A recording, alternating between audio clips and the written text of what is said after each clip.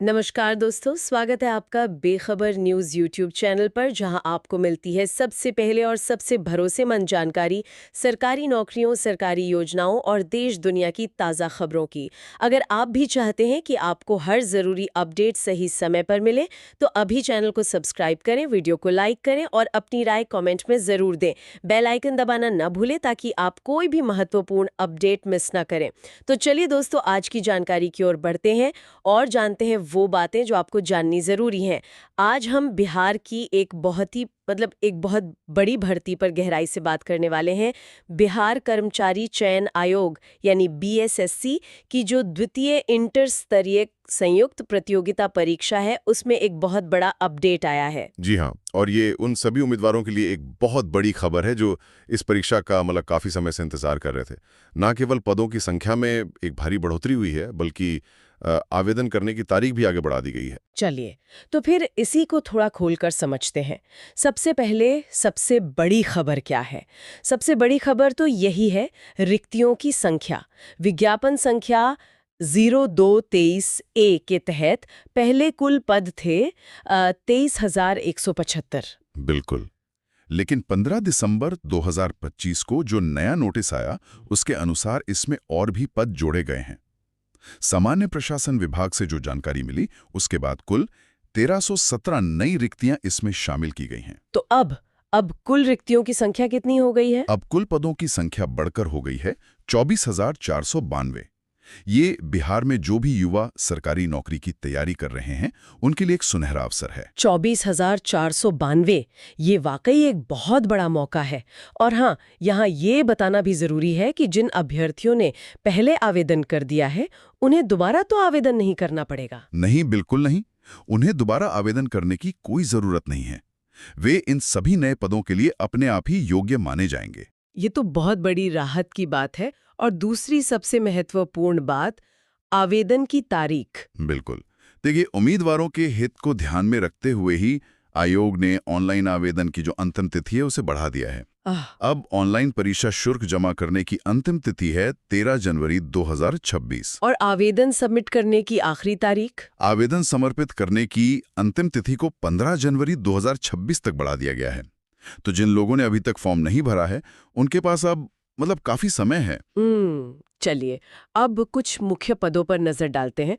कौन कौन से प्रमुख पद हैं और उनके लिए क्या योग्यता चाहिए? देखिए, पद तो इसमें कई तरह के हैं, लेकिन कुछ पद ऐसे हैं जिनमें रिक्तियों की संख्या बहुत ज्यादा है। जैसे कि राजस्व कर्मचारी, ये राजस्व एवं भूमि सुधार विभाग का पद है। राजस्व कर्मचारी? जी, इसके लिए लेवल 2 का वेतनमान है और योग्यता है इंटरमीडिएट यानी 10+2।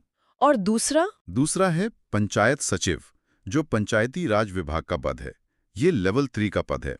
इसके लिए भी योग्यता इंटरमीडिएट या उसके समकक्षी है, पर हाँ, साथ ही कंप्यूटर पर टंकण और MS ऑफिस का ज्ञान वांछनीय है। वांछनीय, इस पर हम अभी बात करेंगे।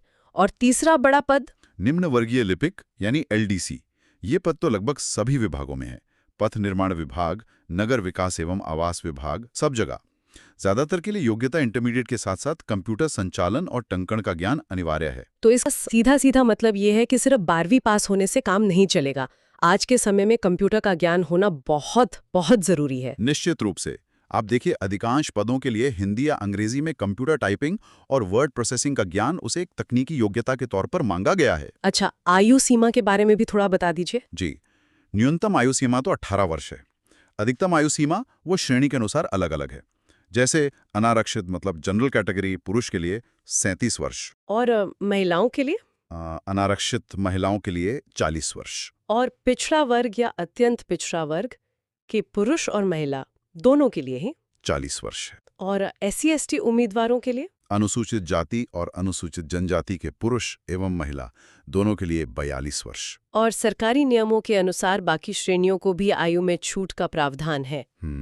और आरक्षण का लाभ तो सिर्फ बिहार के मूल निवासियों को ही मिलेगा, है ना? जी, ये बहुत जरूरी बात है।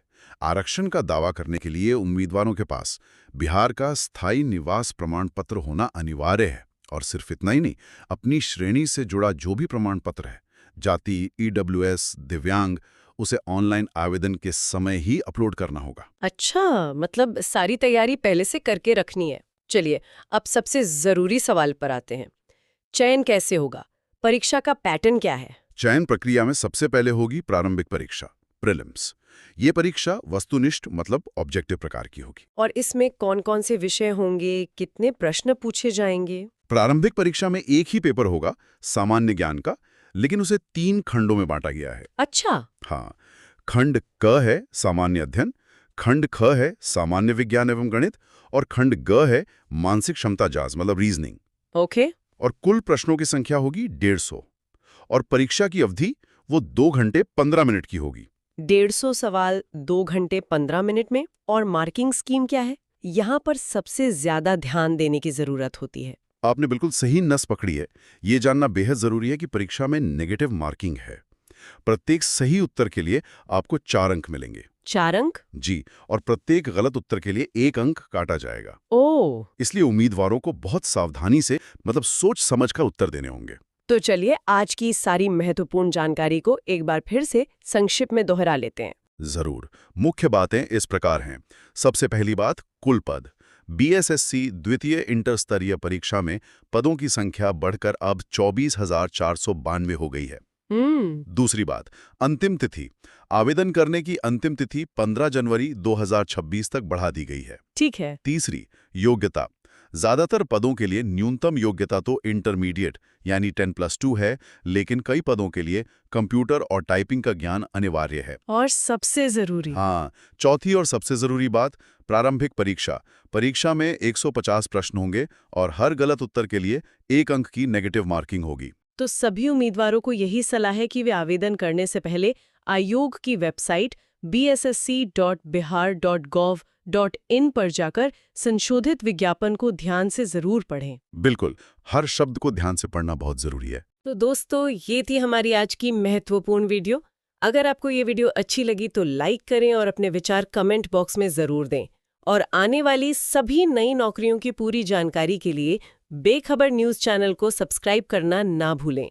मिलते हैं अगली वीडियो में एक और नई नौकरी की जानकारी के साथ। धन्यवाद।